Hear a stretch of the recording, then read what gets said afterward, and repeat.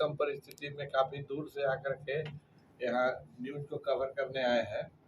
और आज का जो ये कार्यक्रम है मोटापे और रिड्यूस्ड फूड सर्जरी पर केंद्रित है, जिसमें कि मैं आप लोग के सशक्त माध्यम से जनरल पब्लिक को यह बताना चाहता हूँ कि हम लोग मोटापे को यूजुअली प्राचीन काल में कहा जाता था कि मोटा ताजा, लेकिन वर्तमान में अगर देखा जाए तो इसके बहुत गंभीर परिणाम में आ रहे हैं। और आज से एक दशक पहले जो अमेरिका का हाल था वो अब इंडिया और एशियन कंट्रीज में है। हम लोग खान पान में जंक फूड का ज़्यादा सेवन करते हैं और बच्चों लोग के लिए खेलकूद का कमी है, टीवी से चिपके रहते हैं इसके, और फिजिकल एक्सरसाइज कम होता है। बहुत सारे मानसिक अवसाद भी बढ़ रहे हैं। आज आप देखते हैं कि जाकर के लोग पढ़ते हैं कोटा में और आत्महत्या करते हैं। तो ये सारा कुचक्र जो है वो मोटापे को जन्म देता है, और मोटापा इटसेल्फ कहते हैं मदर ऑफ डिजीज, जो कि बहुत सारे अन्य बीमारियों को जैसे osteoarthritis, diabetes, hypertension, PCOD among young लड़कियों में आप देखेंगे मोटापा है और उसके कुछ चेहरे पर बाल भी आ रहे हैं। आप देख के कह सकते हैं तो पीसीओडी है, पॉलीसिस्टिक ओवेरियन डिजीज, जो कि इनफर्टिलिटी को जन्म देता है। तो इस ऑब्स्ट्रक्टिव स्लीप एपनिया बहुत देखिएगा कि जो लोग मोटे हैं उसको आप पूछते हैं कि क्या आप खर्राटा लेते हैं, तो उनका जवाब है खर्राटा लेते हैं। और कभी अगर उनको बेहोशी होता है या किसी कारण से ऑपरेशन की नौबत आती है तो हमारे कुशल एनेस्थेटिस्ट भी कहते हैं कि ये भाई एनेस्थेसिया कैटेगरी में थर्ड नंबर पर है। थर्ड नंबर पर कहने का मतलब कि इनकी एचडीयू या आईसीयू की जरूरत पड़ सकती है, इनके श्वसन में दिक्कत होता है। बहुत सारे कैंसर को भी जन्म देता है मोटापा।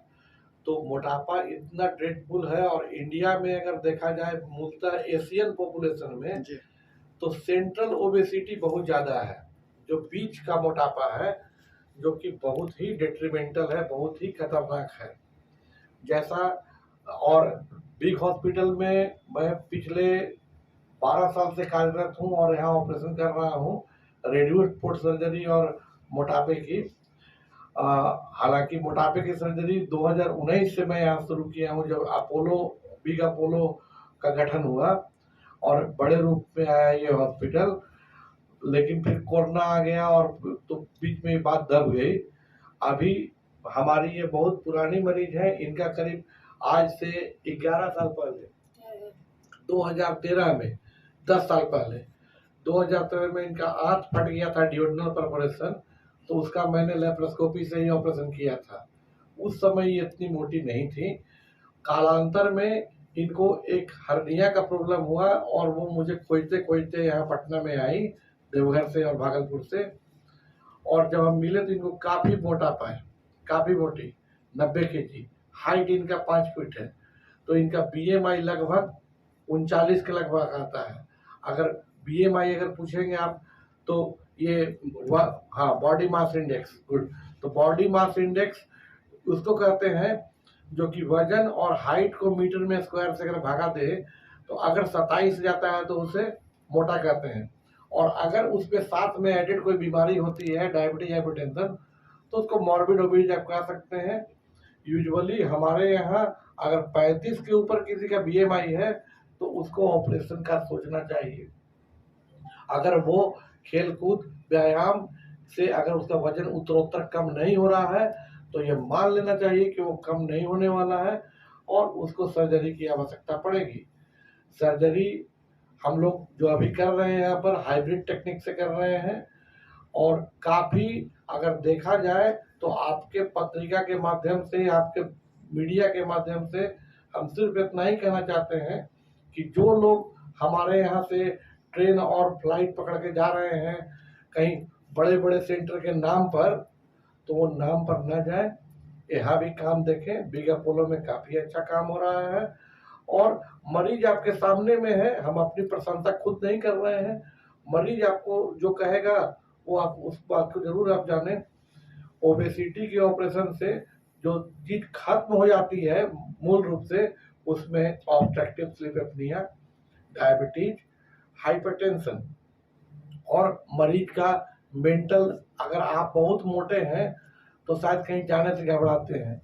अगर आपको कोई थाली में लाके खाना देने वाला है तो आपके लिए 25 पूड़ी लाके दे देगा, ये सोच के कि तो खाएगा इतना। तो आप विशियस साइकिल में चले जाते हैं, आप कहीं लोग से मिलना जुलना पसंद नहीं करते हैं।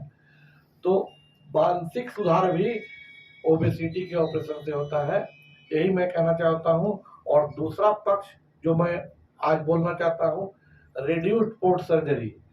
आप जानते होंगे कि मूलतः लैप्रोस्कोपिक सर्जरी में 4 या 5 छेद करके लोग ऑपरेशन करते हैं।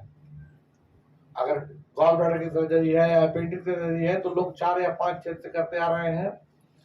लेकिन बिग अपोलो स्पेक्ट्रा हॉस्पिटल में पिछले 12 साल से, जब बिग हॉस्पिटल था तब और जब से अपोलो है तब, मैं डॉक्टर अभय कुमार सिर्फ 1, 2 या 3 पोर्ट से सर्जरी करता हूं। तो पूछिए कि इसका एडवांटेज क्या है। तो पहला कि छेद कम तो दर्द कम, दर्द कम और छेद कम तो दाग कम। रखते हुए कि जैसे आप एक पत्रकार हैं और आपके पास अगर कैमरा न रहे, आपके पास रिकॉर्डिंग का डिवाइस नहीं रहे, तो आप कोई काम के नहीं हो पाएंगे। अगर आपको शॉर्ट हैंड नहीं आ रहा है, आप कोई काम के नहीं रह पाएंगे। तो कल्पना कीजिए कि कोई अगर मॉडल है, कोई मॉडलिंग का प्रोफेशन करता है और उसके पेट पर सलमान खान जैसा शर्ट उठा के घूमना चाहता है, या कोई लेडी है साड़ी पहन करके पब्लिक में जाना चाहती है और उसके बैड स्कार है, तो वो कैसे जाएगी। अतिरिक्त बल इसलिए देना चाहिए क्योंकि आजकल जितने महानगर हैं, दिल्ली, बॉम्बे, अभी आप शिल्पा शेट्टी का भी सुने होंगे कि ट्रांसवेजाइनल उनका ऑपरेशन हुआ गॉल ब्लैडर का। तो ये सारा कुछ यहाँ पर संभव है और हम लोग कर रहे हैं। बस एक ही चीज का अभाव है जो हमको लगता है कि आप लोग पूरा कर देंगे, अवेयरनेस का। और पब्लिक शायद नहीं जानती है इस चीज को। जो आप लोग जैसे दिग्गज पत्रकार लोग हैं, वो इस कमी को जरूर पूरा करेंगे, इसका हमको बहुत बहुत विश्वास है।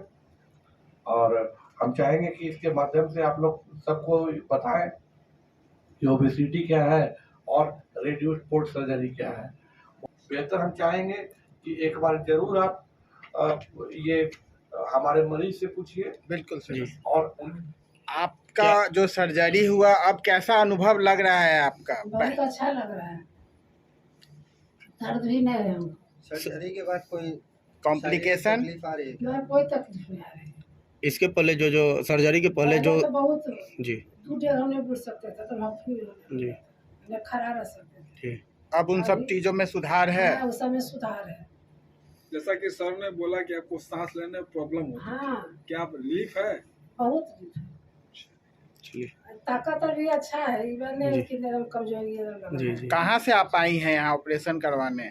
हम देवघर में हैं। देवघर देवघर से भागलपुर में नहीं गछा, कोई नहीं देवघर में गछा। जी जी। इनके तो पास। यहाँ के बारे में कैसे जानकारी आपको पता चला? इनसे पहले भी हमको ऑपरेशन हुआ था, जी जी। तो वो बहुत अच्छा रहा था सर। वो अभी भी कुछ नहीं हुआ। चलिए मुबारक हो। Thank you. Thank you.